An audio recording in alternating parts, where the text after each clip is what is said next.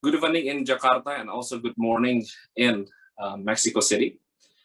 Let me introduce myself. My name is Calvin Ko, Research Associate at Foreign Policy Community of Indonesia. And today I'll serve as a master ceremony at today's discussion. Welcome to FPCI COMEXI public discussion on the Indonesia and Mexico, the role of middle powers in a multipolar and COVID-19 world. Supported and also facilitated by Mexican Embassy in Jakarta and also Indonesian Embassy in Mexico City. Today's discussion will be very interesting, where we are going to discuss the role of middle powers in today's world, particularly in the view of Indonesia and also Mexico. We have two panels. The first panel will discuss about Mexico and Indonesia, two regional powers in a multipolar world, and the second panel will discuss about geopolitical implication of the COVID-19 pandemic for middle powers. So without further ado, to kick off our public discussion and interesting conversation this evening and also morning in Mexico, I would like to invite Ambassador Cepi Wartono, Indonesian Ambassador to Mexico, to deliver its remarks. Pak Dubes, the floor is yours. Thank you, Calvin, for my time. Excellency Ambassador Dino Patijala, Ambassador Armando Alvarez, Ambassador Sergio Ley, Ambassador Nathan Wolf, distinguished colleagues from COMEXI and FPCI, and also Dr. Sergio Alcocer, the president of COMEXI, all participants of today's webinars. Good evening, Jakarta time. Good morning in Mexico. Selamat malam, buenas noches in Jakarta. First, I wish to appreciate the initiative of Ambassador Alvarez and the Mexican Embassy for holding today's webinar, which touches the very important topics of Indonesia and Mexico growing position and relevance in the international environment. We should also be proud that today's webinar is participated and led by two of the best think tanks from the Indonesia and Mexico, FPCI and COMEXI. Our desire to bring together FPCI and COMEXI have emerged since late last year from the 7th Bilateral Consultation Forum. I hope to see more institutionalized and continued cooperation between these two important foreign policy stakeholders in the future. Other than that, the relation between Mexico and Indonesia, although so far could be categorized as a positive, constructive, has still leave ample room to grow, which I hope through a more frequent contact between think tanks and other civil society organizations, we may find the effective strategies to reach our common objective.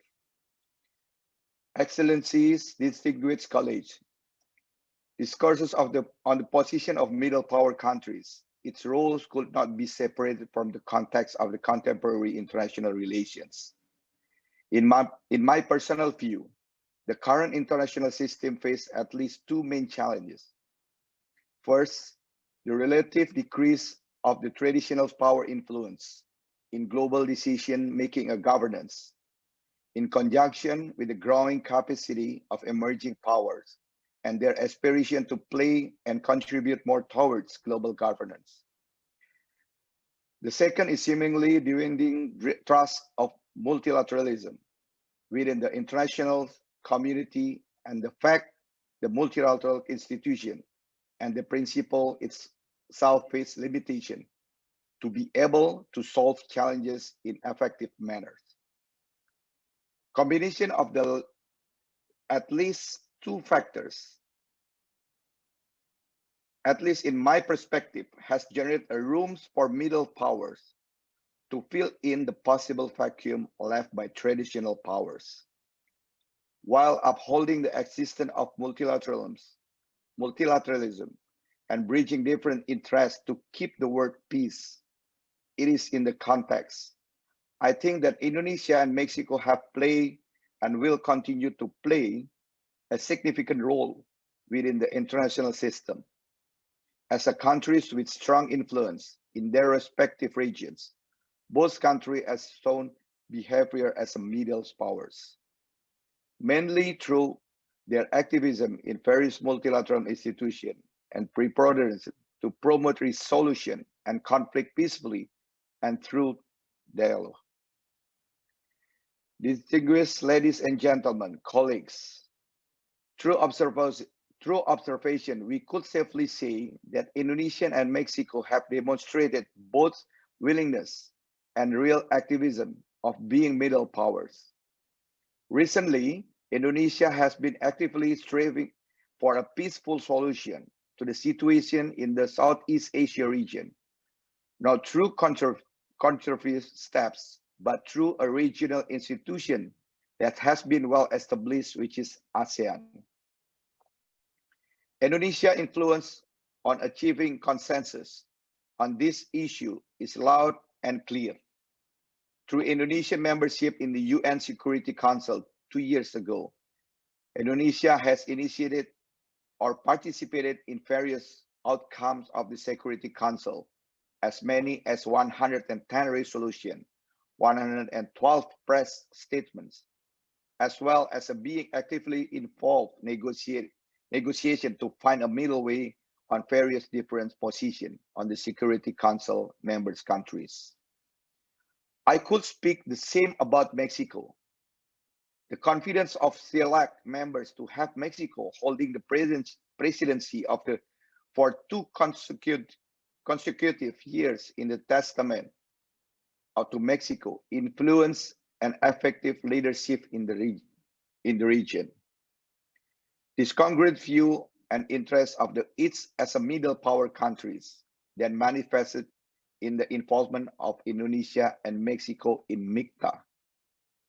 Established by 5 foreign ministers on the slide line on the UN General Assembly in September 2013, MICTA provides a new informal grouping of states which is rooted in the recognition of each country's diversity, while also embracing democratic principles which benefit from open economics. Level of commitment among MICTA member states have seemed to elevate it with the issuance of last year's joint statement at the level of head states of government during UN anniversary.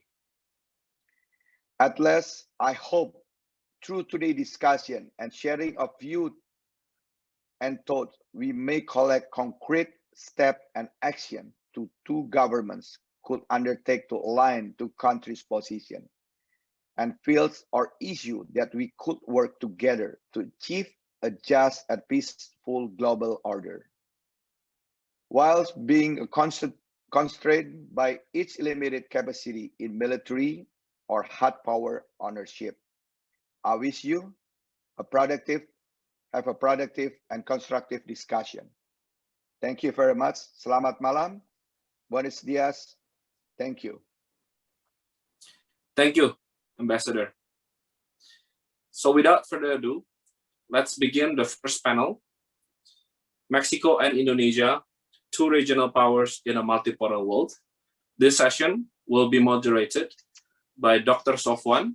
Dr. Sofwan is a VCI Senior Fellow and also a professor at International Relations Department at University of Indonesia. Dr. Sofwan, the floor is yours.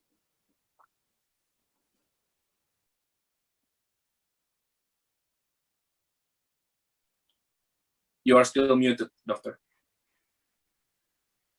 Thank you very much, Calvin. Good evening from Jakarta, and good morning for our colleagues in Mexico, and good day for everyone who are listening to this event. Ambassador, Excellencies, ladies and gentlemen, the first session will dig into a very important topic. Right now, we are talking about the 2 important countries, Indonesia and Mexico. And as we all see and experience right now, both countries are geographically distant. But if we look at the concept of the middle power, both countries are in the position, on the same position in the international structure of the distribution of power. Conceptually, the concept of middle power refers to countries or state with less than great power or superpower influence, which can influence all aspects of international affairs, but also wield significant influence in shaping international events, as shown in Indonesia and Mexico's leadership in their respective regions, as well as in specific events or issues, which is important. Now I get an honor to facilitate the discussion with two very distinguished figures, who are very representative to talk about how these two countries plays their role in international system as the middle powers. So Mexico and Indonesia, two regional powers in a multipolar world, is our shift to a more multipolar world will affect the role of these two leading regional powers in their each respective regions, and how, for example, their role as middle power will influence and shape the global governance amidst this global shift, the ongoing global shift. The first speaker is the one and only Pak Dino Patijala, Ambassador Dino Patijala. He was the Vice Minister of Foreign Affairs, former Vice Minister of Foreign Affairs, 2014 ya Pak ya. Ambassador of the Republic of Indonesia to the United States from 2010 to 2013, and was also a presidential spokesperson and foreign policy advisor. And of course, Dino is also the founder of FPCI and our dear leader, Calvin. And then right now, Pak Dino will be accompanied by Dr. Sergio Alcocer, the president of COMEXI. Mr. Sergio Alcocer is a research professor at the Institute of Engineering of the National Autonomous University of Mexico, UNAM, and part-time professor in the College of Engineering of the University of Texas at San Antonio. So he was the Undersecretary for North America in the Ministry of Foreign Affairs and the Undersecretary for Strategic Planning and Technology Development of the Ministry of Energy of the Mexican government. At UNAM, he was Secretary General, Provost, Coordinator for Innovation and Development, and Director of the Institute of Engineering. He is also the chair of the Advisory Committee on Earthquake and Resilience, very close to Indonesian issue, earthquake and resilience, and member of the Advisory Committee on Structural Safety of the Mexico City government. Without further ado, I would like to invite Dino to start our discussion with an insight on how Indonesia perceives itself as a middle power, and whether Indonesia's position as middle power affects its foreign policy, and is Indonesia doing the middle power foreign policy well? Pak Dino, please, time is Thank you. yours. Thank you, Dr. Sofwan, and I want to send my greetings to my ambassador, Ambassador Cepi Wartono, and also to Ambassador Armando, my good friend here, who's always pick up my call. Thank you, and thank you also to Ambassador Sergio Alcocer, Ambassador Nathan Wolf, Alexius Gemadu, and all the others who are taking part here. Before I say my words, I just want to say how much I am envious of Ambassador Cepi Wartono, because I've always wanted to be ambassador to Mexico, yet he got the job, right? So, and you know, I got to tell you, when I was 15 years old, I was working as a dishwasher in Washington, D.C., and all the money that I got from being a dishwasher, I saved up in order to travel to Mexico as my first foreign trip alone ever, right? So I have a lot of connection with Mexico, and I fell in love with the taco. And for some reason, you know, I've had 1,000 tacos in Washington, in Indonesia, in Singapore, in Europe.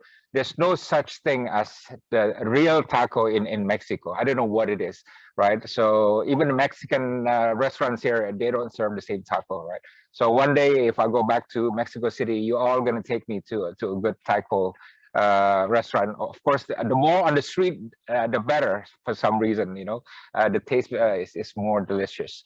But in any way, thank you for working to COMEXI for working with us on this seminar, and also want to thank COMEXI because they work. You worked with us to convene a global town hall last year, and I think we're going to do it again this year. So let's have more talk about it. You know, we had about almost 10,000 people joining the town hall from 83 countries, and COMEXI was a huge support for that project. So thank you. Yeah. Now, Indonesia, Mexico, middle powers, and multipolarity. Yeah.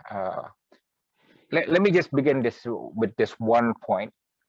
In 1961, Indonesia formed a non-aligned movement, and the purpose of which was to soften the geopolitical rivalry between the Western Bloc and the Eastern Bloc. Now, these days, non-aligned movement is not like what it was in the 60s. You know, not active. They're there, but not very active, right? And you know, I'm wondering if the role that non-aligned movement played in the 60s can be played by the middle powers in the year 2000s, right? The logic being that middle powers have the capacity and the diplomatic space to try to reduce the geopolitical tension and rivalries, and hopefully promote cooperation, which I believe these are the issues that are most important in world politics today, especially if we see the growing rivalries between the United States and China. Right? There's definitely no doubt that we live in a multipolar world. You know, if you asked me 20, 30 years ago, I would have said we live in a unipolar world. But things have changed, and we live in a multipolar world. And without trying to define it precisely, I mean a situation where are different poles, where countries around them would somehow coalesce, yeah, and they move around based on different interests, but still the point of gravity, the pole at the center, is that one country. And if you ask me what are the poles, I would say at least three, right? The United States, which is at the center of the Western world, yeah, the G7, right? United States, Europe, and Japan, Canada, right?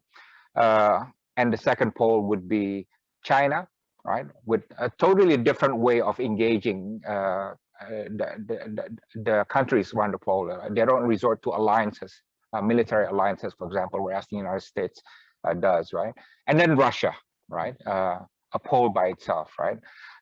Europe, there's the debate. Europeans say they are a pole, but others say no, they're not a pole. They follow the United States, right? India, definitely not a pole. India, I don't know. Every time I ask them, what kind of power are you great power or middle power? They always refuse to answer, right? But they don't seem to be a pole. But you also see some mini poles in the world, such as, for example, Saudi, a smaller pole. They have countries around them that follow the Saudi lead, right? But it's different than the poles that are provided by the United States, China, or Russia. And the multipolarities is important because the way the poles interact with one another, the three poles and the countries around them, they really shape the quality and the condition of world peace, right? Because they involve many countries, not just one, and because these are systemic and structural dimensions of international relations, right? And I do believe that multipolarity is here to stay for a while. It's not going to change. You know, it's going to be here in the next 10, 20, and perhaps more years after that. And mainly because apart from the United States, where I see the Western alliance, the Western world will remain as it is, an important player in world affairs. But China's growth as a geopolitical, strategic, political, economic, cultural, technological, and social power is also growing, and nobody can contain it, right? Nobody, not one power, not the United States, not Russia, not Japan, can contain the growth of China, right? And China's growth means one thing. China's growth means entitlement, not just empowerment and entitlement and ambition. It's just inevitable. If countries grow that big, strategically and economically, they're not going to think like small powers. They're going to want space and a seat on the table and a say in how the world is run, right? So these things are going to grow, you know, and the quality of U.S.-China competition and how these two poles interact will be very, very important in shaping international relations. I do want to say that we are living in a multipolar world of, a multipolar world with 1.5 superpower, right? So in the old days, it used to be a world of 2 blocks and 2 superpowers, United States and Soviet Union. Now it's a multipolar world with 1.5 superpower. That half is still China, right? China doesn't call itself a superpower, does not want to be a global leader for now, and their military ambition to be a global military power is not until 2050, right? China is not there yet as a full superpower. It doesn't want to be. I think Chinese think that, look, being superpower has a lot of responsibilities. Let the United States be busy with those responsibilities because it would weaken them and it would allow us to come into strategic and economic spaces that the United States is leaving behind, like in Southeast Asia, for example, right? So that's been going on, and that is, I think, the structural reality that we are living in. And I do want to say, out of all the polls, the U.S.-China competition is going to be the most impactful one. And for us in Indonesia, it is most impactful because it is most felt in Southeast Asia. You feel a little bit in Middle East. China is growing more presence there, right? You see more of it in South Asia, right? Because China is intending to establish a presence in the Indian Ocean, right? A little bit in Africa because China is investing a lot there to get the resources, right? And so on. But in Southeast Asia, that's the doorstep of China, and of all the most geopolitically important regions of the world, Southeast Asia is the one China wants to have more influence than the United States, right? And in Africa or Latin America, China can say, US can be more influential politically there, but in Southeast Asia, our ambition is to be more economically impactful than the United States, and Japan, and more politically impactful and influential than the United States and Japan or any other country, right? So it is for us that we feel this competition the most in Southeast Asia. Now, you know, Indonesia is outside these poles, right? We're not part of the China, the US or Russian or European blocks, right? Poles, right? We are not part of any alliances at all.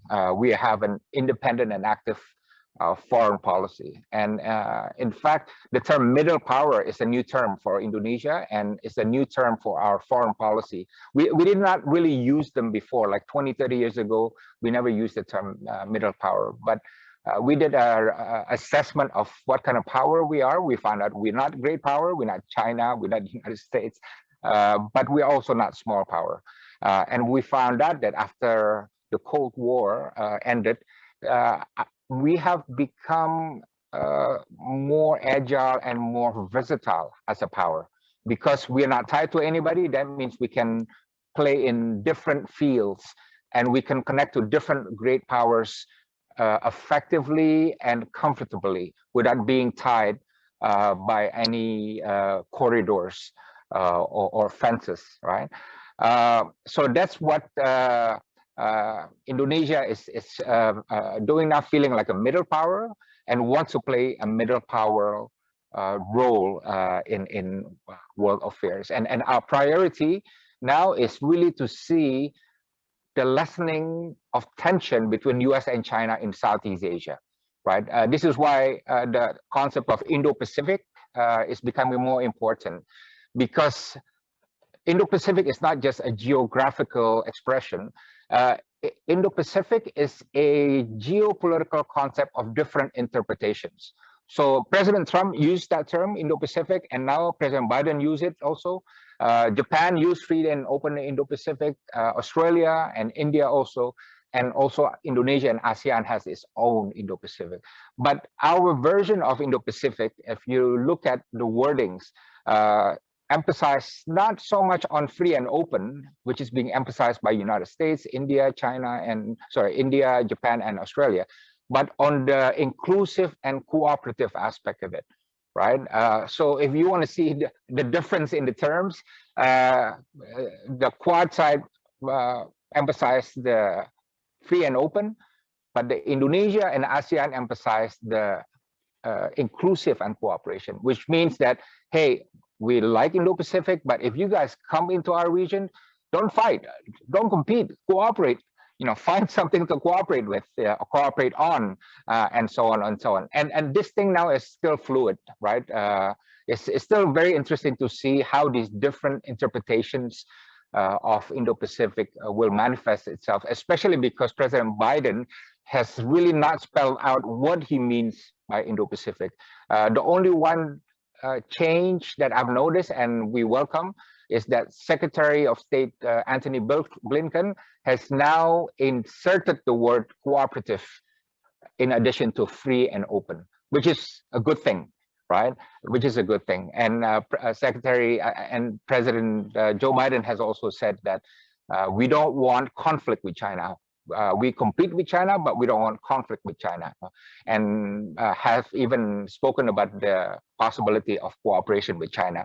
But all of us in the region are still waiting. How much is that rhetorics, just words, or how much is there serious diplomatic thinking to establish some degree, some form of cooperation with China?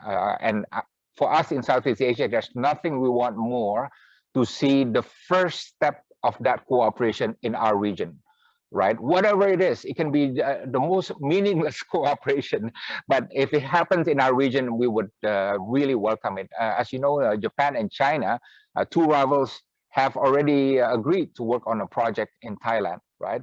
Even though it may not be big, but the fact that something is going on in the spirit of cooperation is very good. The last point, because I want to hear more from Ambassador Sergio, is how can middle powers work to promote multilateralism? You know, Ambassador Chepi spoke about this, but you know, multilateralism was sick under President Trump, and now it's getting a new boost, and now it's just we're just seeing the balls rolling, right? And for Indonesia, for example, what we tried to do was during COVID-19 was to make sure that Indonesia as a middle power is able to push for the vision of fair and equitable distribution of vaccines by COVAX, which is very important for us to ensure that vaccine nationalism does not produce harm to countries around the world. Right? But I do think that on the question of corona, on the question of climate change, on the question of sustainable development goals and other things, middle power must work together to promote multilateralism. But somehow, unfortunately, and I'll end on this note, and we can discuss this later, I'm not seeing a very strong and soulful and substantive middle power push, right? Yes, we see MICTA.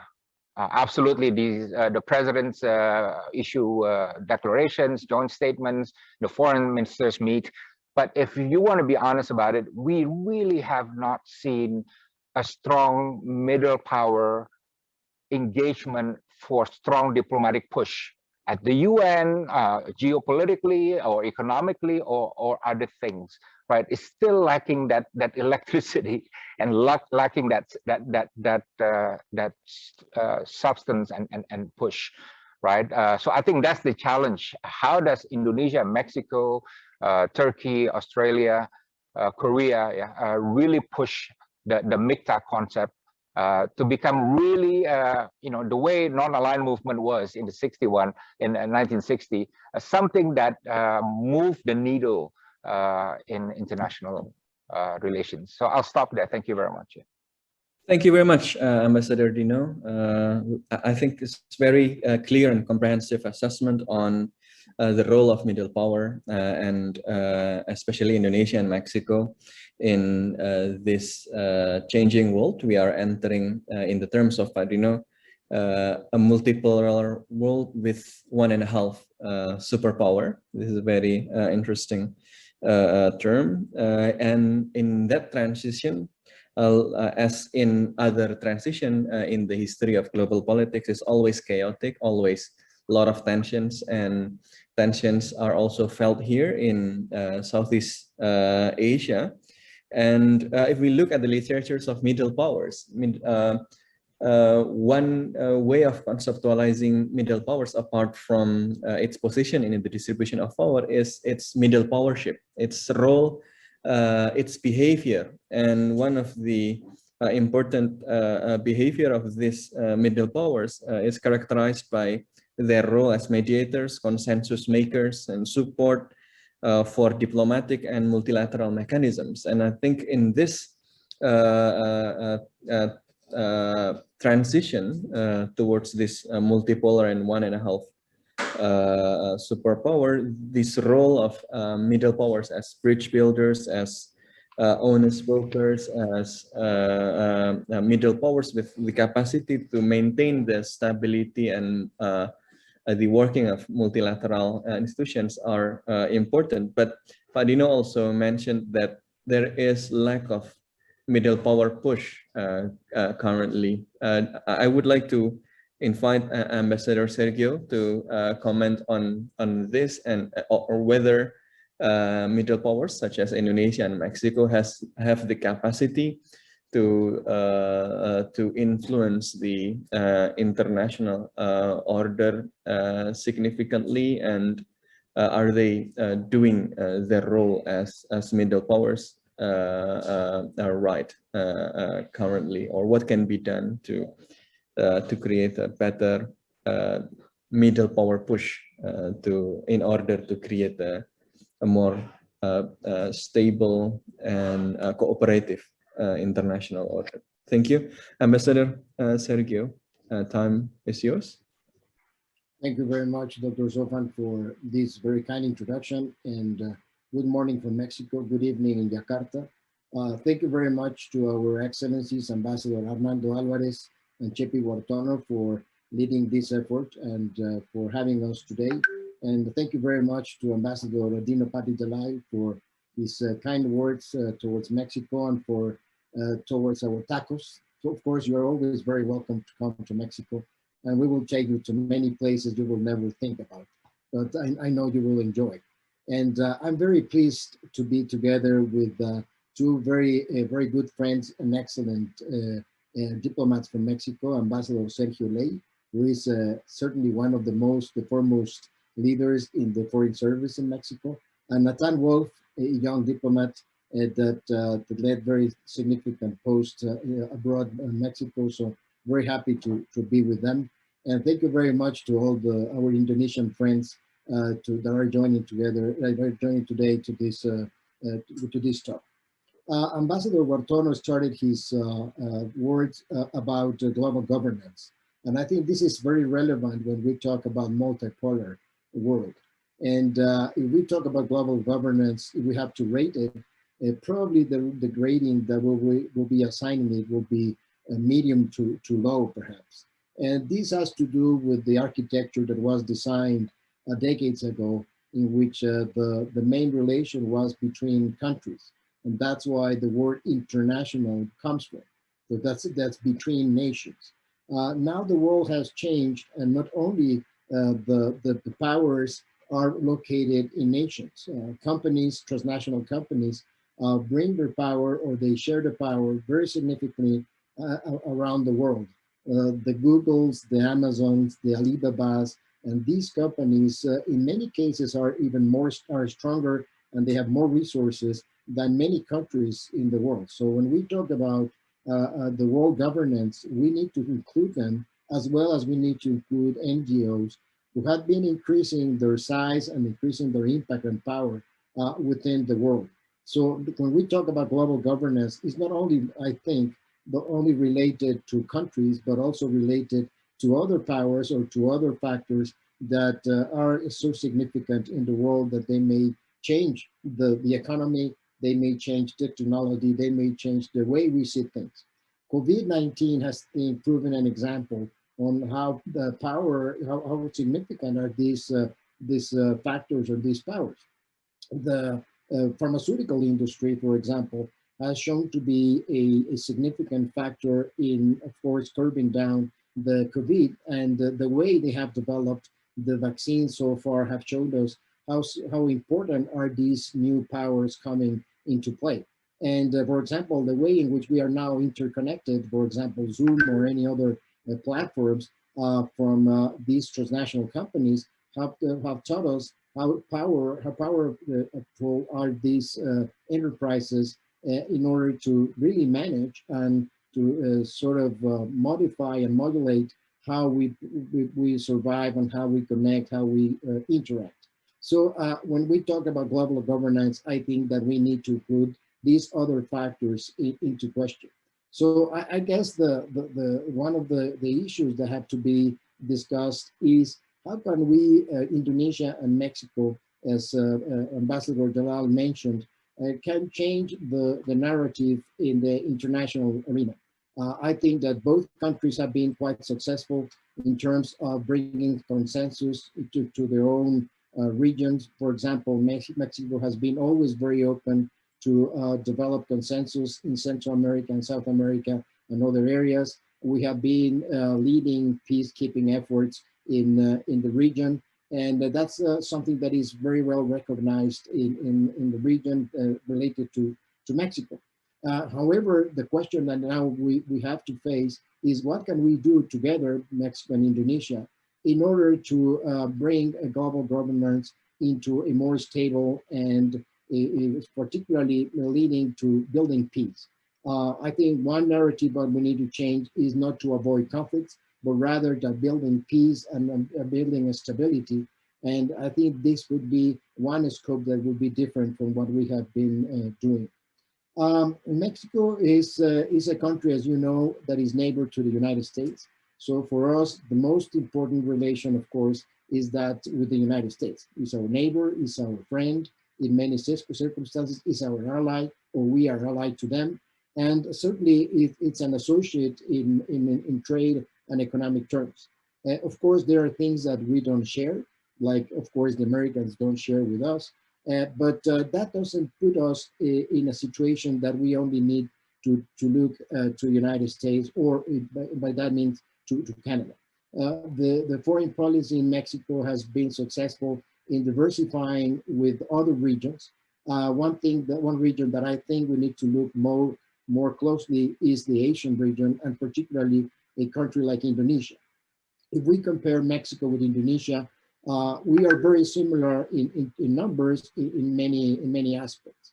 Not only we have pretty much about the same surface area. Of course, we are divided in over 14,000 islands. We don't have that luxury of having the sea surrounding our environment, but we have a similar economy, similar size of the economy itself. We are number 15, you are number 16. We have similar challenges.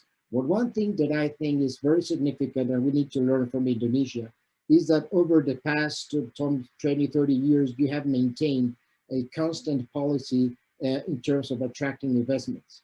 And this is something that in Mexico, we have had over the past years, and most recently, we are sort of losing or eroding that confidence to investors. But anyway, I think that the two countries are so intertwined in terms of its values and its interests that certainly I think that we should put together some ideas on how to work both and for example, reviving MICTA. MICTA was mentioned by Ambassador Jalal as one of those architectural agreements that were put aside at the G20. And this was because when they were meeting at the G20 at the time, well, of course, Russia had to do with the United States and had their own conversations, and Japan had their own conversations with China. But then Indonesia, Mexico, South Korea, Turkey, and Australia didn't have anything to do with the other ones. So it made all sense for the five of them to join in a separate room and then talk about the commonalities. And certainly there are commonalities among the countries. Turkey now is having its own challenge vis-a-vis the Kurd population versus Syria versus Iran, and they have their own issues to talk about and to deal with. But Mexico and Indonesia and perhaps Korea are those countries in which we have very, very large commonalities that should bring us more closely in order to identify ways for, as you suggested, pushing the middle power agenda into the international arena. We have welcomed in Mexico, at least from the social society point of view, the new foreign policy from the United States. Of course, we would like to have more open areas and conversations with the United States. And we are not, as many people would like to put us, against China. There is no choice in Mexico between China and the United States. We have diversified our relations, and we are good friends of China. China is a great trading partner to Mexico. Although we don't share all the values and all the stances and positions that the Chinese may have. We should not be put in a position whether to choose between United States and China. We are neighbors to the United States, so that's an obvious choice if you want it. But we have very good relations with China. And we are seeing China's presence in Latin America growing over the past months.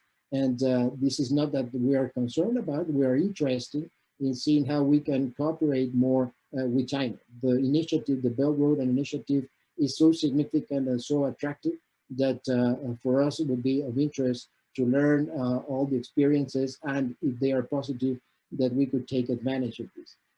But of course, we are very far away from China. It's not that we don't have the pressure from China in the Southeast Sea as you have it. And that, of course, brings us into a different way of framing our relation. I just will close with the idea that being members of significant international bodies like United Nations or MICTA, I think that keeping with the work between FPCI and COMEXI over the next months would be one that we could develop positions and proposals for our own ministries of foreign affairs on how to, first of all, or to try to bring Indonesia closer to Mexico and Mexico closer to Indonesia on the one hand, but also to identify what can we do together to push the agenda of middle powers, in the sense that we bring consensus, we build peace, and we'll build more prosperity to our people. I think that's one of the main challenges that we face, both countries, Indonesia and Mexico. How can we bring more prosperity to our people? So with this, I will close my remarks, and thank you again for the opportunity to be with you. Thank you very much, Ambassador Sergio. I think a very important point is that with the changing global order, a lot of challenges from more actors in international politics and the tensions between great powers. And in this time of instability, the role of middle powers, including Indonesia and Mexico, is increasingly needed. And thus it is important to bring Indonesia closer to Mexico and bring Mexico closer to Indonesia. And I think this discussion tonight is a starting point, is a first step, and hopefully it will continue to be a wave of cooperation to bring a stronger role for middle powers in ensuring a more stable and prosperous world. With this, I think we can move to the second panel. I would like to close the first panel, but of course, since both speakers, both ambassadors, provides us with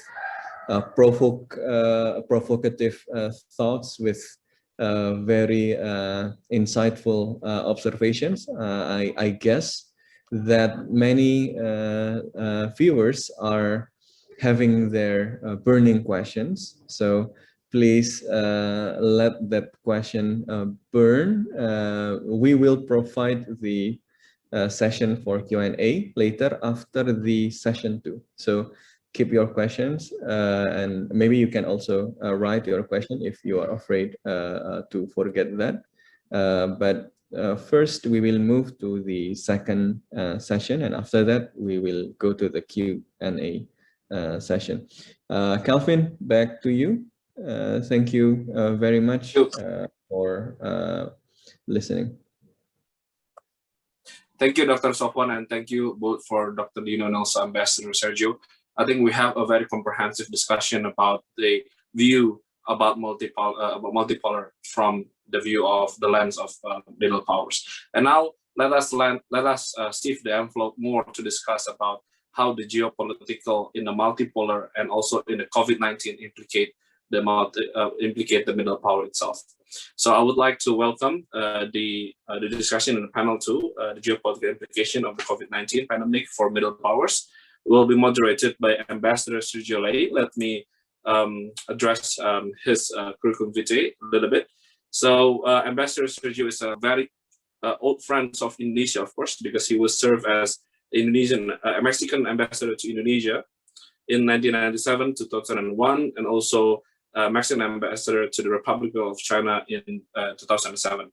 And he also served in many capacities. In 2009, he was the chairman of Asia Pacific Business Section of Mexican Business Council for Foreign Trade, Investment, and Technology.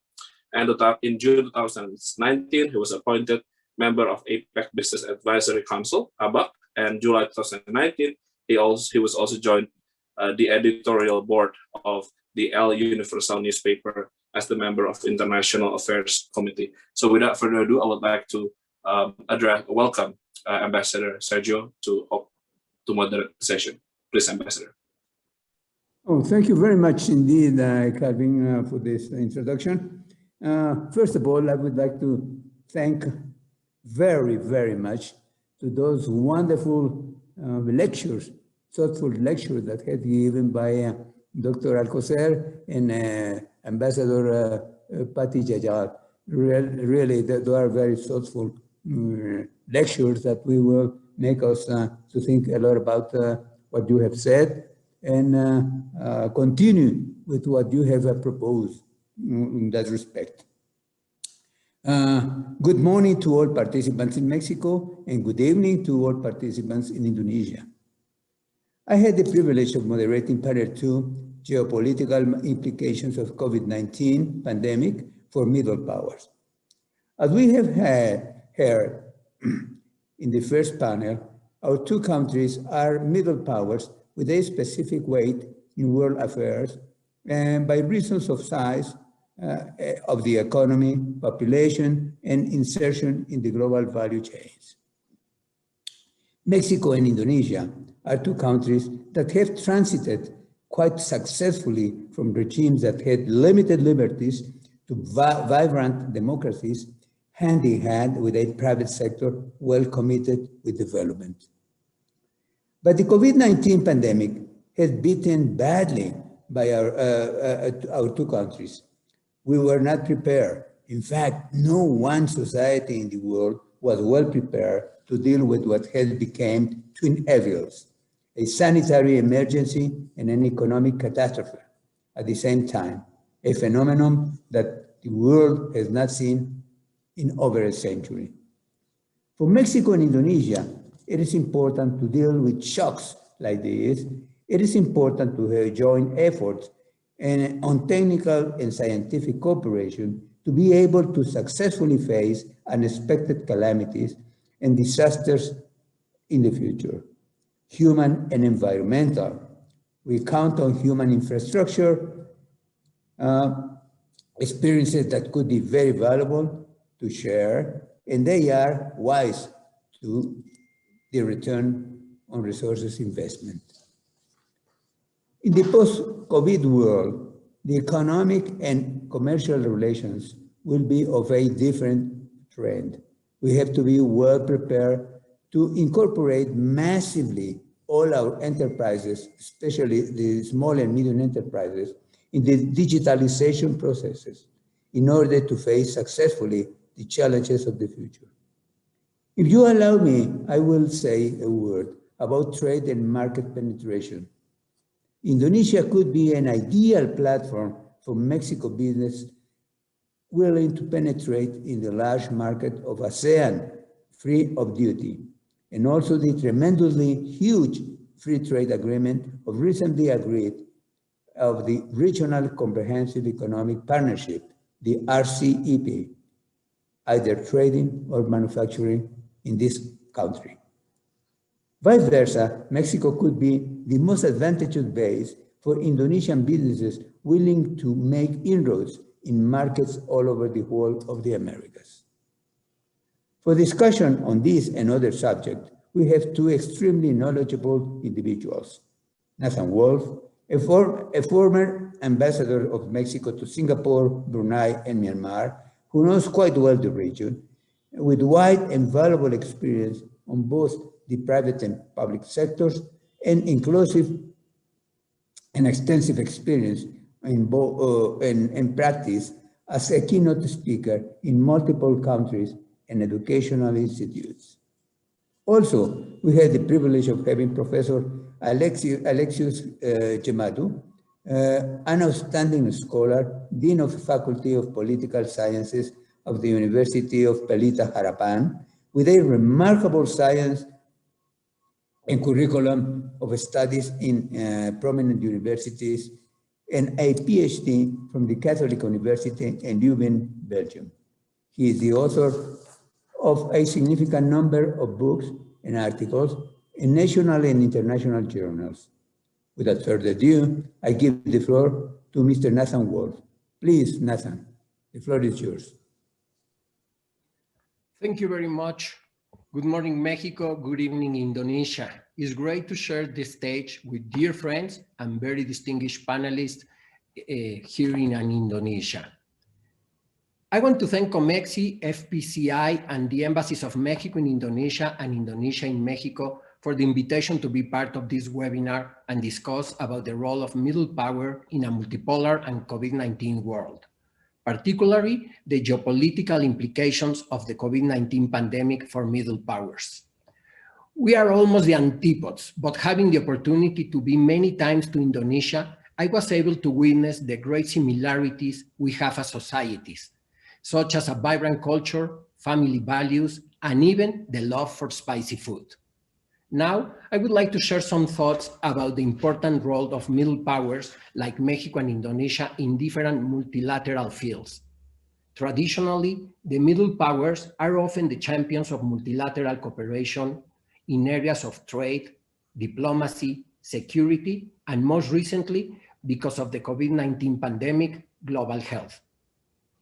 As an example, we have the MICTA country statement on COVID-19 made 2 days ago at the 74th World Health Assembly, highlighting MICTA's highest priority going forward is to ensure our multilateral institutions are fit for purpose, effective, transparent, accountable, and equipped to respond to global challenges such as novel disease outbreaks. Now, there is an unparalleled opportunity to strengthen the World Health Organization to achieve its objective inter alia, to act as the directing and coordinating authority in international health work. Talking about Mexico and the region, COVID-19 arrived in Latin America in a context of ideological polarization among national governments and internal social political turmoil. However, Mexico, like other middle powers, have the potential to build a more stable, sustainable, and cooperative world. The pandemic appeared in the middle of a trade war between the US and China. And although the new US administration may attempt to identify areas of cooperation with China in the short term, such as climate change and fighting the pandemic, in the long term, it's likely that we will witness a deeper competition among them. This rivalry can force the middle powers to choose between two rival blocs rather than allowing them to develop a diverse network of mutually beneficial mechanisms, such as the Indo-Pacific Regional Economic Cooperation or the CPTPP. It is indisputable that Indonesia and Mexico are in regions where each one has its own superpower, China and the US. To coexist with them or even being in the middle of the trade war give opportunities. Mexico started to get momentum and then benefited from the trade war. But the evolving geopolitical confrontations over the past 2 years and the impact of the COVID-19 pandemic on global supply chains are driving a rethinking of investment strategies. While manufacturing powerhouses are already turning their eyes to Mexico, the country itself does not seem to be fully aware of the unique opportunity it has to attract investors, looking for the next ideal manufacturing hub. All these new realities, further complicated by the new dynamic imposed by the COVID-19 pandemic of broader digital interactions to the detriment of the traditional and efficient face-to-face diplomacy, represents a growing threat to cybersecurity. Middle powers could lead inclusive partnerships to earn back trust where it has declined, such as COVID-19 vaccines, and along with the World Health Organization, support the request to urge countries to donate vaccines to the COVAX initiative. In an interesting report made by the World Economic Forum, it is mentioned that no individual country, regardless of governance approach, will be perfectly equipped to address the mounting societal, economic, and environmental risks the world faces. In this geopolitical context, it is critical that middle powers can exercise leadership to reinforce global resilience. Middle powers represent the first and best hope for reforming and repositioning flagging international institutions. Thank you very much for your attention.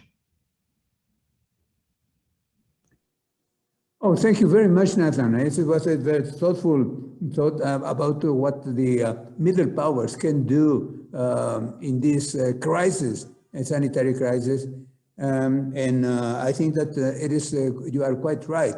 I think that the role of the middle powers could be very crucial in order to get what we have to be done in this sanitary crisis that is affecting all over the world. And then I think that the position that middle powers have taken in the recent meeting of the World Health Organization has been very positive, and I think that I wish all the other nations will be able to do it. However, I would like to make a mention here that in this position, I think that the middle power should also get together and share their thought and their resources in order to get to be able to face future pandemics on trying to get the resources and human resources in order to be able to prepare vaccinations and vaccines in order for their own population, because it is impossible really to think that the nation that has developed the vaccines will be able to disseminate the vaccine before their own population are vaccinated all over. But further ado, I would like to give the floor to Professor Alexius, who's also have a lot of thought related to this issue. And please, Professor Alexius, the floor is yours. Okay, thank you, Your Excellency, Ambassador Sergio, for introducing me.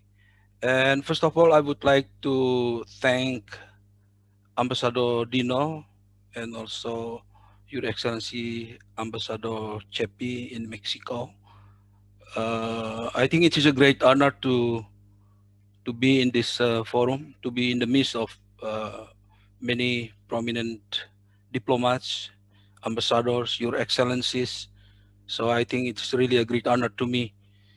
But being the last speaker, I think I have a heavier job, because you always run the risk of repeating what others have said.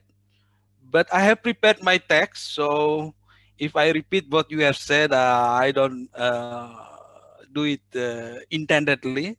But I hope what I will share with you this evening will be of some value in our understanding of the role of middle power, especially for our two countries, Indonesia and Mexico. So 4 questions are raised by the committee, are sent to me. So I will give my presentation on the basis of my answer to these 4 questions. So the first question is like this: what is the overview of today's geopolitical landscape in the eyes of middle powers? And this is my answer. I think the rising hostility and strategic competition between the United States and China during the pandemic COVID-19 and in a post-pandemic COVID-19 will necessitate initiatives and breakthrough from middle powers like Indonesia and Mexico. So you see that sometimes the role of middle powers is defined by the complicated situation created by the deadlock created by the superpowers. So we have seen they cannot cooperate to end conflict in the Middle East, in Syria, Iraq, in Yemen, yeah? And the US cannot work together with Russia in Europe. US and China have different opinions about the political conflict in Myanmar. So you see that if these superpowers start from their own strategic calculation, it is difficult to make a compromise.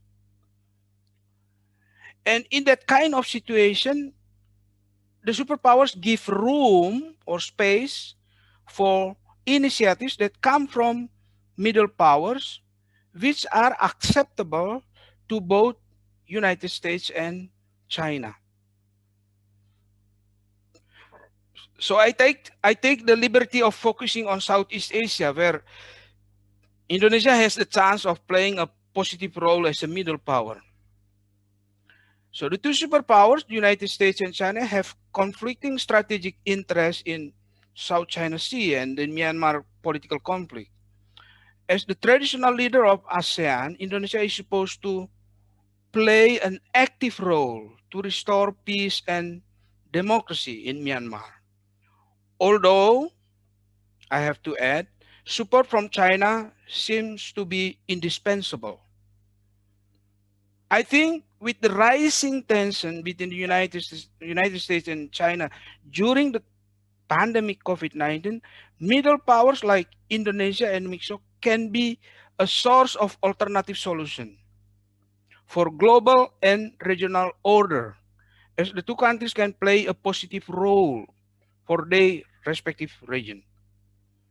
Indonesia has shown its positive role in Southeast Asia, first within its own domestic politics by a sustained combination between a stable democracy or relatively stable and the prospect of positive economic growth in the post-pandemic COVID-19.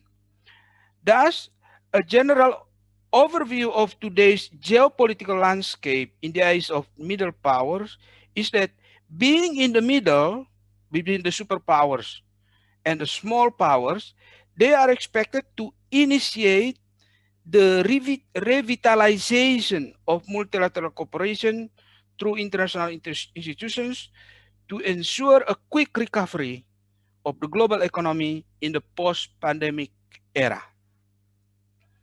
Question number 2, what is the implication of today's geopolitical dynamic for the middle powers? If the United States and China continue to focus on their power politics in South China Sea, it could destabilize the region and weaken common effort to focus their energy on how to recover soon from the economic recession hit by the pandemic. The rising tension in the region may not lead to a situation in which middle powers like Indonesia is forced to choose between the two superpowers. Indonesia will do its best to avoid that kind of situation, since basically Indonesia has strategic partnerships with both. On top of that, Indonesia would rely on ASEAN mechanisms for constructive dialogues and reduce tension and promote cooperation that will benefit all sides. Indonesia does not want to sacrifice its strategic partnership with both United States and China, as it maintains the credibility of its independent and active foreign policy principle. At the same time, Indonesia would be the first to resist any policy by its superpower to impose its will upon the countries in the region. And question number 3. In the context of multipolar world, what kind of role and contribution the middle powers can play, in particular for Indonesia and Mexico? Okay, my answer is, in the context of a multipolar world, Indonesia and Mexico can play constructive role of promoting multilateral cooperation, economic openness, and democracy to ensure global order and peace.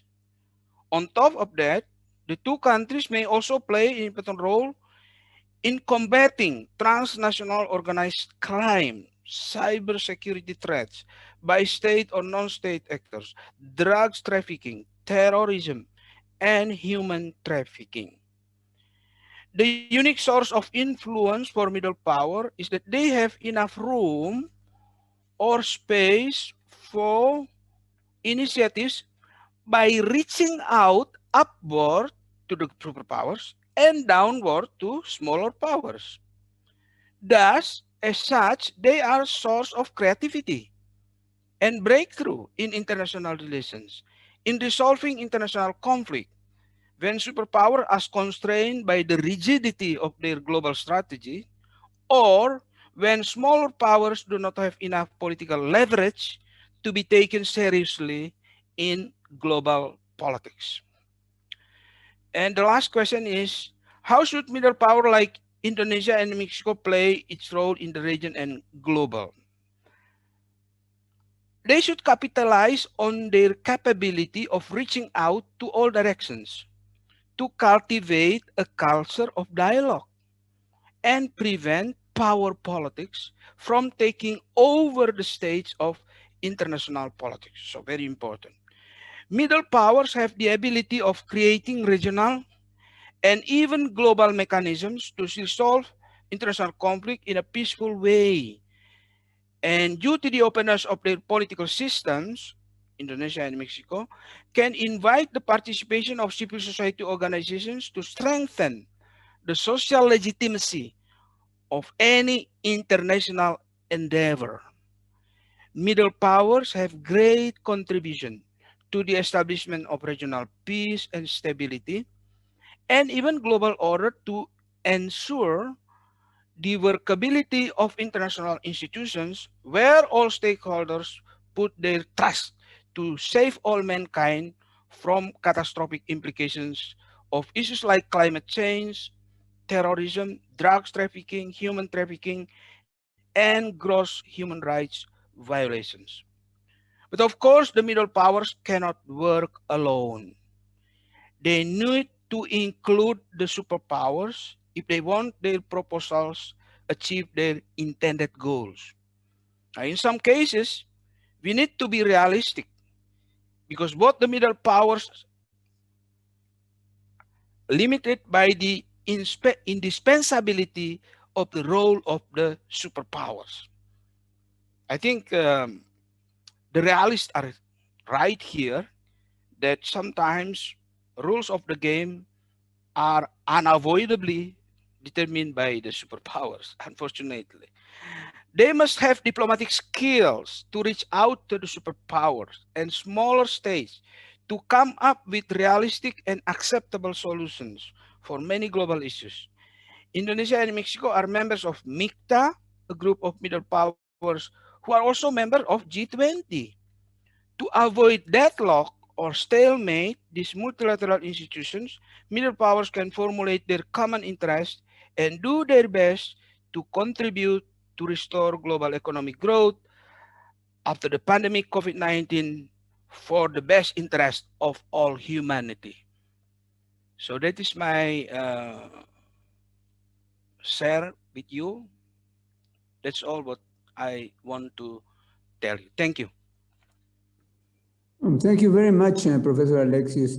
I think that you were very clearly in pointing out what the role of the middle powers can do in this conflict that right now is arising between the two powers that are in conflict.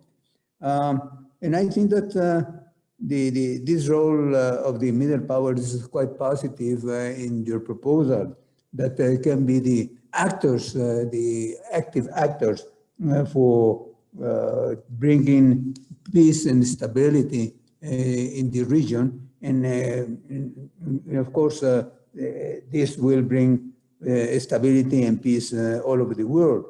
However, you rightly pointed out, there are also constraints, and constraints are to convince the superpowers that the intentions are good and the benefits are really we can see. And this is something that we have to do very carefully, and we have to use all our tools at our disposition, because in any case, middle powers, of course, have tools. You have pointed out those tools that we have, and we have to use those tools in a very clever way to convince the superpowers in order to diffuse all conflicts that may arise. Because, of course, all conflicts arise from regional conflicts, and usually they extend to include the conflict of the superpowers. Thank you very much for that thoughtful. I think that right now it will be open the session for question and answers. And then I give back the floor to Calvin, who will conduct those session of question and answers. Is that true, Calvin? Yeah, thank you, Ambassador Sergio. I think you have very excellent moderating the session, and also Thank you for all the panelists. I think we have covered up on the view until how the implication of COVID-19 toward the positions of the middle powers. So we're in the sessions of interactive dialogue, and the interactive dialogue will be again moderated by Dr. Sopwan. We have several questions coming up from the public in the comments chat, and also I believe Dr. Sopwan also has some observation that leads into another questions to the respective speakers. And I just want to a little bit remind that we're going to end the session at 9:45, and we'll be closed by closing remarks from Ambassador Armando. So Dr. Sopwan, the floor is yours. Thank you very much, Calvin. Very interesting discussion and a lot of thoughtful insights from the speakers, which lead us to want to dig deeper into the issue. And I think there are several interesting questions here, also from the public, and also I have several things that I think is important to be discussed. I think first, most of all the speakers are talking about the need of a stronger role of middle powers, and currently we are facing a global pandemic and a lot of international cooperations challenges during this pandemic, such as on the vaccine distribution, vaccine equality, etc. So I think it might be interesting to ask the speakers on how do middle powers can use the opportunities to develop stronger collaboration, stronger international collaboration to solve the challenges during the pandemic of COVID-19. Can middle powers such as Indonesia and Mexico play a role in ensuring a working international cooperation in mitigating and providing solutions for the current global pandemic, for example, in vaccine cooperation, etc. And then there is also a question from Guadalupe Gonzalez Chavez here, is on the, is it possible to find some commonalities to start with, both at MICTA and the Pacific Alliance in the context of today's approach? And there's also a question on the post-pandemic cooperation. I think we could start with that question first, pandemic and post-pandemic opportunities for cooperation for middle powers. I would like to start with Ambassador Sergio. Do you have any comments on this question?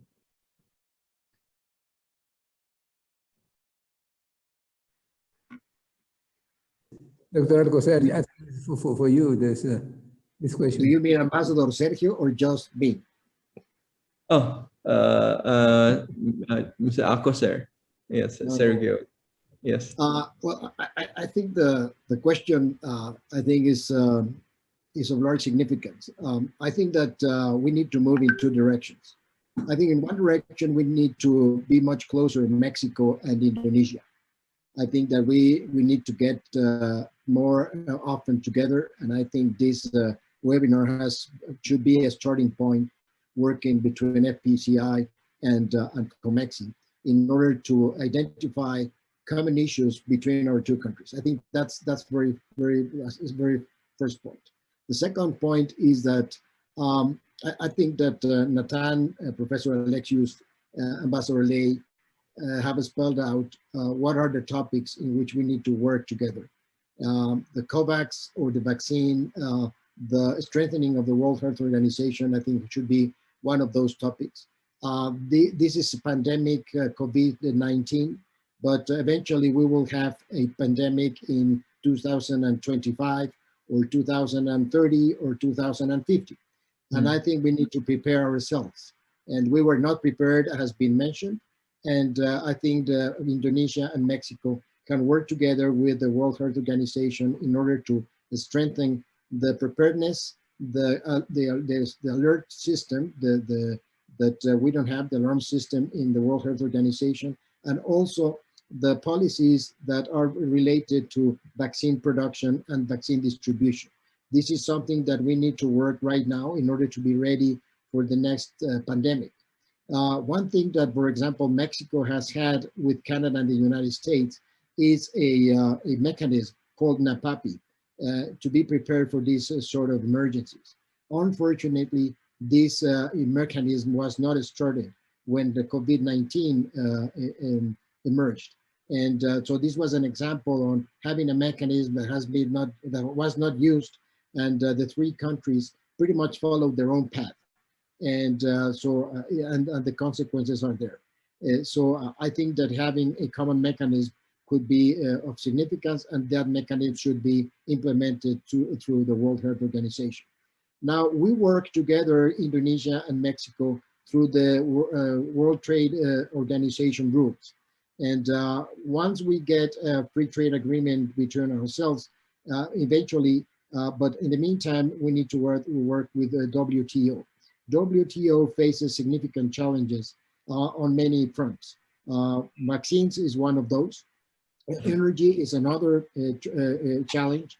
And the emergence of artificial intelligence and machine language technologies also are another source of challenge or an issue that the World Trade Organization should deal with.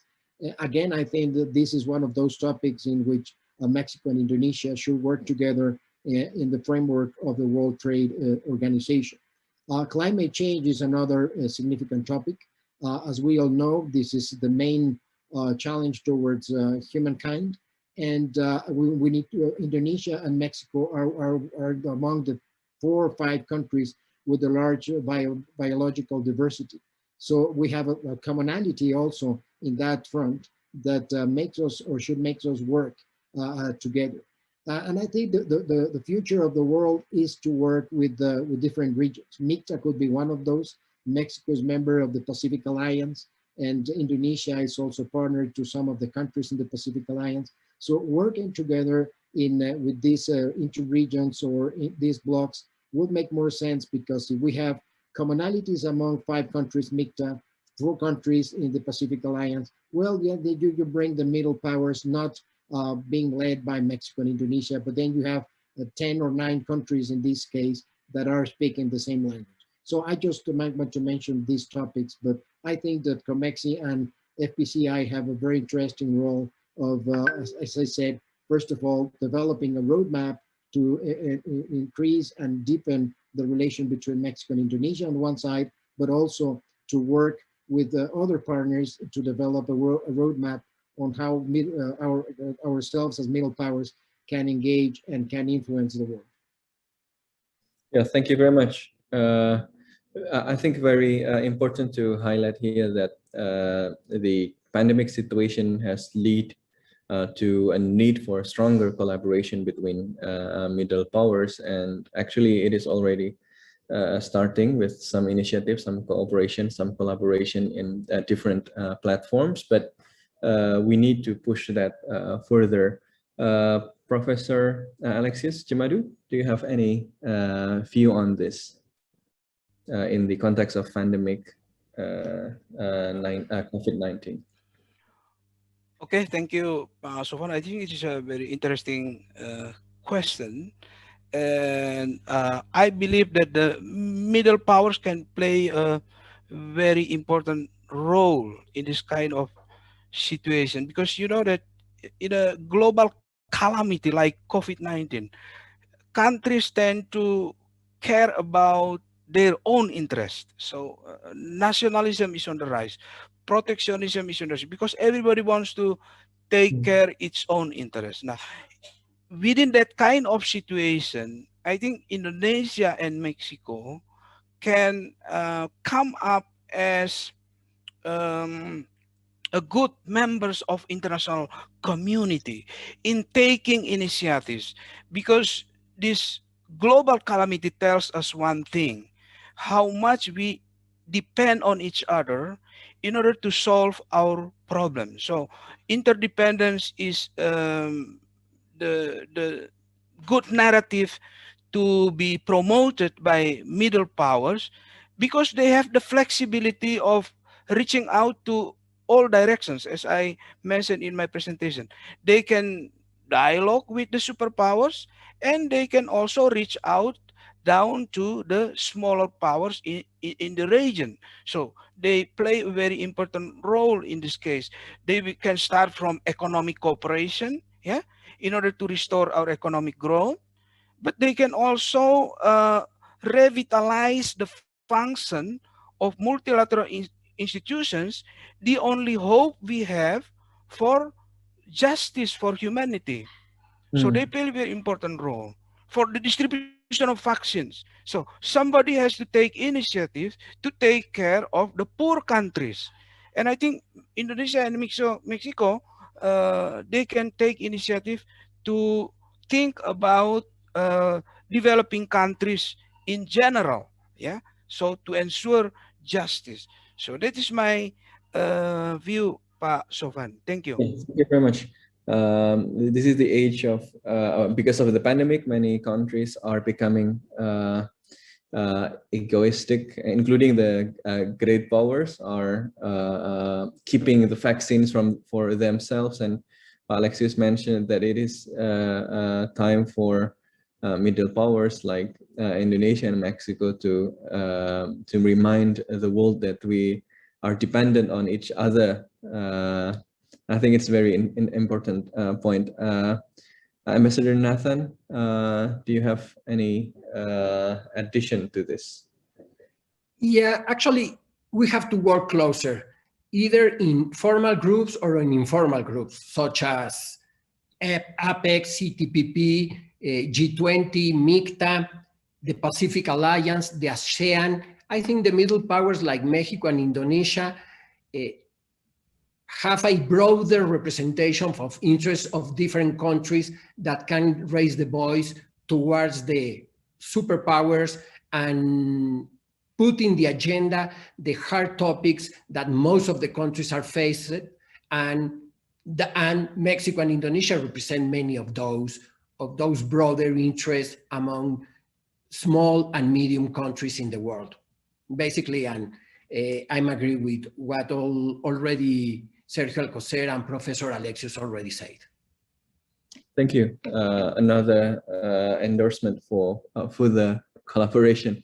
Ambassador Sergio, do you would like to add some insights on this topic also? I mean, it would be interesting to hear your insights too. Oh, thank you very much. Yes, yes. Of course, I would like to just to mention that in that aspect, we have seen that the large countries and the large countries that have manufacturing facilities for vaccines, they have looked for their own interests. The cooperation, I propose that the cooperation between our countries, middle power countries, to be more concentrated in developing our own resources. I think that we have their own structure in our own resources to develop our own vaccines that could be facing the next pandemic that we might have in the future. Then Indonesia has something to be important to cooperate in this. Mexico has also cooperation, and then to pull together all those efforts of the middle power could be beneficial to develop something that could benefit ourselves and not depend always on the goodwill and of the superpowers. This is Thank you. Yeah, thank you very much. Middle powers need to pull this thing together in order to create a better arrangement. Because if we rely on the superpowers, it might not be turned to be good as we see here. So I think that's a very important observation, and I think there are several follow-up questions actually, but the time is running out. So one more question is on today, connectivity is a strategic issue in many regions. How do middle powers can shape and contribute to the development of interregional connectivity? I mean, both Indonesia and Mexico are middle powers, for example, and there are platforms for cooperation. But in fact, the connectivity between these middle powers are still very limited. Is there any way to develop stronger connectivity, not just collaboration, but connectivity between these middle powers, which are separated geographically? I would like to ask from Ambassador Nathan first, maybe?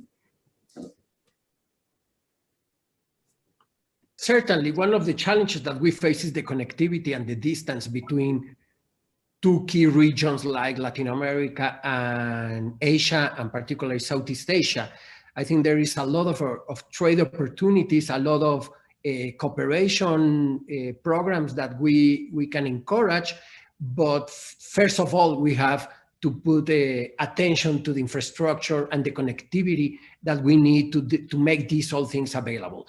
The pandemic contradictory gives us the opportunity to be even closer with new technologies. A couple of years ago, or not couple of years, a year ago, I didn't have any idea what Zoom means.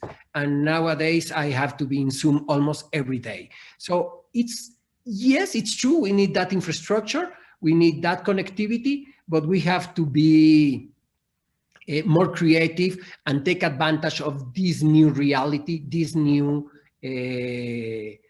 forms of be connected. And that's it. Thank you. Interesting. That things that we consider as a challenge to connectivity actually provides more ways for connectivity.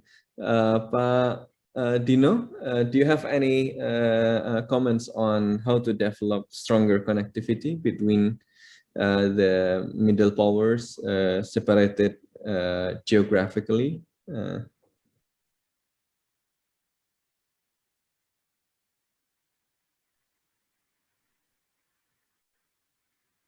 Are you connected already, or maybe?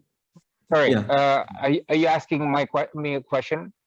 Yes. Okay. How do middle powers can strengthen their connectivity? Because most of these middle powers are geographically distant, including like Indonesia and Mexico. How to develop stronger connectivity between them so they can play a stronger role in international politics or international cooperation? Yes, thank you. Well, first, sorry, I had to run out a little bit. I had a little bit of problem at my home, and that I had to resolve technical problems at home. But now I'm back. But to answer your question, look at what happened to BRIC. Yeah, there was so many things going on with BRICS. Yeah, Brazil, Russia, India, and China, and South Africa was last put on it. But BRICS is having some issues now, I think, especially because India and China are not getting along terribly well. Yeah. So BRICS that was seen so very promising before has somewhat faltered a little bit. And I think what it is with regard to BRICS, there's just not so much diplomatic coordination among them to produce the tangible results that they intended So I think among the middle powers, the more we have diplomatic coordination and common position, I think the better that will be. Ambassador Nathan Wolf had just said that there was a MICTA statement at the World Health Assembly and at the G20 and so on, which is actually, that was Kevin Rudd's idea actually to come up with the MICTA, because the very argument that Sergio Alcocer has said, that other middle powers have a forum on their own during G20, but not the MICTA countries, or countries that would later be called MICTA, right? So I think it's important to have diplomatic and political engagement as often as possible, and wherever possible to have coordinated diplomatic positions or common positions in international forums. When Indonesians talk to Mexicans, there's nothing that they disagree on. I know this because I was director for North America. I handled Mexico. So there are so many things that we see eye to eye, right? So I think even though our economic engagement is minimal, and it's been a minimal for a long time because it's just so hard to elevate trade between Indonesia and Mexico. But politically and diplomatically, there is strong grounds to grow that relationship even more. Thank you very much. I will continue from that with the very last question. So, Pak Dino mentioned about MICTA as a platform. I'm just curious on how can we push MICTA forward in this context. Pak Sergio Alcocer, Dr. Sergio Alcocer, do you have any view on this? Yeah, I thank you very much. And I agree with what has been said. Just throwing two ideas. First of all, is I think Mexico and Indonesia should advocate for the fulfillment of the Sustainable Development Goals that the United Nations have put forth. And along these, I think in order not to go back, there is a question by Mr. Rowan in the question and answer section here. He says that probably what we are saying is that going back to the usual, to the past. And I think that this should not be the case. And I think we also should embrace the fourth industrial revolution. And we should use all tools that are available within the fourth industrial revolution, whether you're talking about artificial intelligence and machine learning and new materials, new ways of producing products and services, new ways for interacting, new ways for governance that the fourth industrial revolution is really pushing for. And this should be the sort of the roadmap in which Indonesia and Mexico should work. It's not going back, but actually it's taking advantage of what the new world is offering to us to really advance the agenda of fulfilling the strategic development goals that have been put by the United Nations to reduce inequalities, to reduce poverty, to combat corruption, as Professor Alexius mentioned. And I think this agenda could be very easily embraced by several other countries, middle powers, and will follow the lead that Indonesia and Mexico will put. Yeah, thank you very much. Do you mind if I ask a question to our Mexican partners? Sure.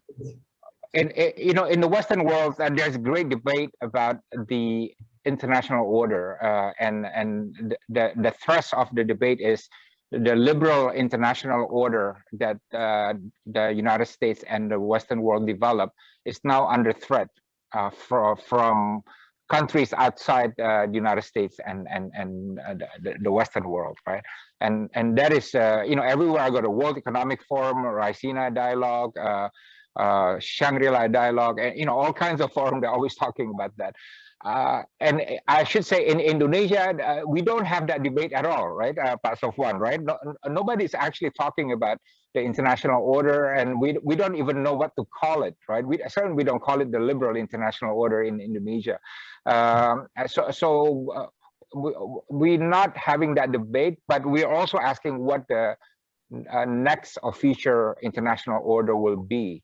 especially after COVID-19, and there's no answer to it at the moment. I'm just asking, does Mexico believe that the present liberal international order, as they call it, is something to be maintained and preserved and defended, or do you feel that the present international order should be changed to do something else, or if that is the case, then what is that something else?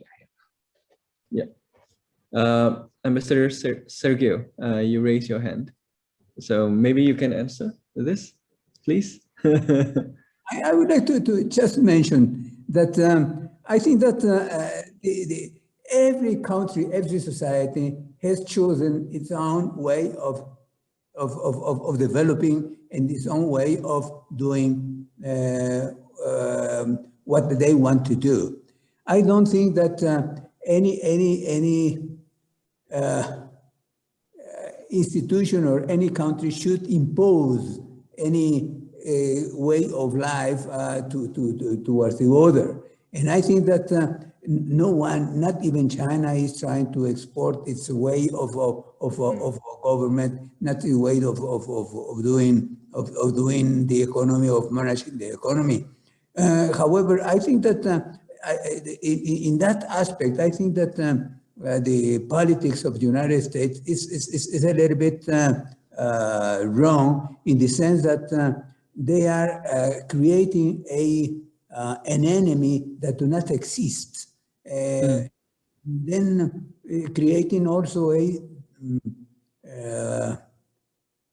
something that shouldn't in fact be of any concern to any society, as far as all societies are able to choose their own way of doing and their own way of developing. That's my comment. Thank you very much. Thank you very much. Mr. Nathan, do you have comments on this? No, I'm agree. I think Ambassador Lei said that perfectly, and agree with. I think always these informal mechanisms give an opportunity for middle powers like Mexico. Yeah. Okay. And maybe Dr. Sergio, do you have any comment on this? I think the question of Ambassador Jagral is a question that we could answer in 2 hours. I think it's a very complex question. I think that the COVID example shows us that the governance in the world is not working. And we have countries that have an excess of vaccines, and we have countries that have excess of need of vaccines. So I think this proves that it's a laudable proof that our governance system in the world is not really working. And how should it be? I don't know.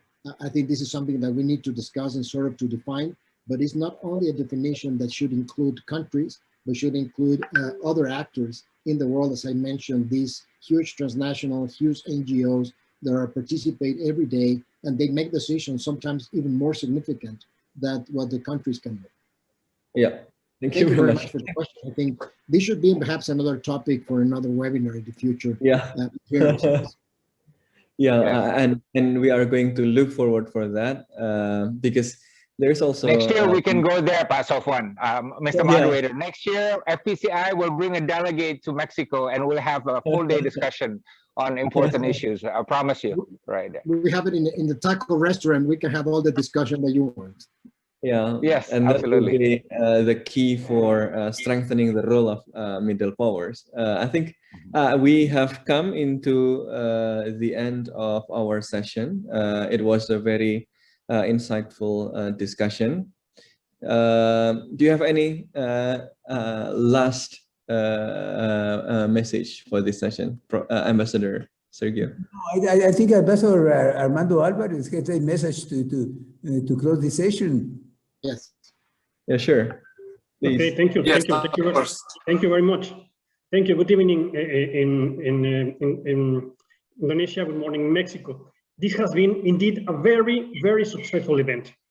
I would like to congratulate all the participants and extend my recognition to COMEXI and FPCI for the organization of this extraordinary event. It has been great to have the two most important think tanks of Mexico and Indonesia discussing the importance of the cooperation between our countries in the current international context. Today's discussion has provided an insightful analysis of the role that two middle powers like Mexico and Indonesia are called to play in an increasingly multipolar world. Even before the eruption of the current pandemic, the international system had already started a historical inflection point as new political, economic, and cultural influence centers in Asia, Pacific, Latin America, and elsewhere are emerging and assuming a key role in diverse fields. In his opening remarks, Ambassador Chepi Wartono recalled that Mexico and Indonesia are already playing an essential role in our respective regions through our leadership in ASEAN and CELAC. He also mentioned that more collaboration between both countries is necessary to face the challenges posed by the international system. He is right. Mexico and Indonesia share views on global and regional concerns and work together in diverse initiatives in the multilateral arena, striving to design pragmatic and constructive solutions to new global issues in fields ranging from finance and economics to security, environment, and sustainable development. Both countries are champions on international cooperation. They belong to MICTA, along with the Republic of Korea, Turkey, and Australia. This informal group of like-minded middle powers aims to provide pragmatic and constructive solutions to new global challenges in different fields. In panel one, Mexico and Indonesia, two regional powers in a multipolar world, the moderator, Dr. Shofwan, pointed out that both countries are geographically distant, but share the same position in the international structure as middle powers. He elaborated on the concept of middle powers and highlighted the importance of these actors in global structure, as well as their impact on international governance. In turn, Dr. Dinopati Jalal referred to Indonesia's historical background as an active player of international politics and indicated that middle powers have the capability to reduce global tensions and risks. He emphasized the importance of living in a multipolar world and the profound implications of today's global structure. He called for further collaboration between middle powers, particularly in spaces like MICTA. In his participation, Dr. Sergio Alcocer provided a multifactorial analysis of the global structure. He stressed the importance of middle powers, but also of other actors, such as transnational companies and NGOs. Dr. Alcocer mentioned that the challenge for Mexico and Indonesia is to find creative ways to change the narrative of the international arena. He specified that both countries have been successful in bringing consensus to their respective regions and invited both nations to extend their influence and collaboration to work in topics like peace and global stability. Dr. Alcocer also mentioned that despite its strong political and economic link with the USA, Mexico has succeeded in diversifying its foreign policy, particularly in Asia Pacific. In panel two, the moderator, Ambassador Sergio Ley, mentioned that although Mexico and Indonesia are two vibrant democracies and emerging economies, the COVID-19 caught us off guard, and stressed that reinforced international collaboration schemes with middle powers as critical actors is essential nowadays to face global challenges such as COVID-19 pandemic. He said that Indonesia can open spaces for Mexico in Asia, and Mexico can open spaces for Indonesia in the Americas. He also mentioned that the post-COVID-19 world will be vastly different and will introduce new challenges, particularly in economy and trade, for which Mexico and Indonesia need to be prepared. Ambassador Nathan Wolf described middle powers as champions of collaboration in terms of economy, trade, and security. He mentioned that COVID-19 has represented a major challenge for countries like Mexico, but indicated that middle powers are able to build a more collaborative and competitive post-COVID world.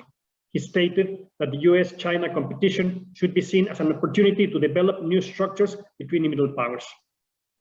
Professor Alexius Gemadu has commented that middle powers should capitalize their position to prevent power politics.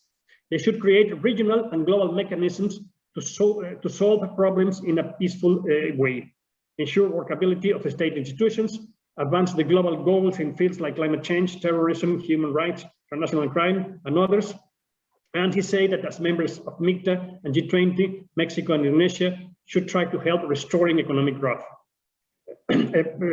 Professor Alexis Gemadu commented that global hostilities during the COVID-19 pandemic need a breakthrough from middle powers like Mexico and Indonesia.